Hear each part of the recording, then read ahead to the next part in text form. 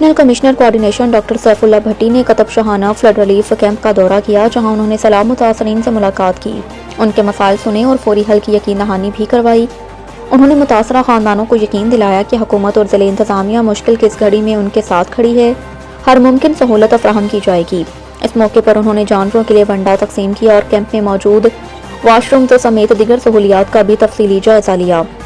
دریں اثنا director local government شاہد فاروق بڑائش نے گورنمنٹ ہائی اسکول نورارت تحصیل عارف آلہ میں قائم فلڈ ریلیف کیمپ کا معائنہ کیا۔ متاثرین کے لیے خوراک اور طبی سہولیات کا جائزہ لیتے ہوئے کہا کہ حکومت پنجاب متاثرہ افراد کو بلا تعطیل خوراک، ادویات، جانوروں کے لیے چارہ اور دیگر ضروری اشیاء کی فراہمی کر رہی ہے۔ ان کا کہنا تھا کہ متاثرہ خاندانوں کی مکمل بحالی حکومت کی اولین ترجیح ہے، انتظامیہ ہر قدم پر ان کے شانہ بشانہ کھڑی رہے گی۔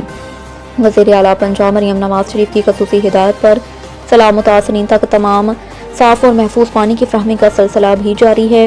پنجاب صاف پانی اتھارٹی کی جانب سے متاثرین کو جیری کین فراہم کیے جا رہے ہیں تاکہ وہ اپنی روزمرہ ضروریات کے مطابق صاف پانی ذخیرہ کر سکیں۔ اسسٹنٹ ڈائریکٹر سید جہاں تاب ارجمند کے مطابق صاف پانی کی یہ سہولت سیلاب متاثرین کی مکمل بحالی تک جاری رہے گی اور ٹیمیں ریسکیو 1122 اور ضلع انتظامیہ کے تعاون سے متاثرہ علاقوں میں پانی پہنچا رہی ہیں۔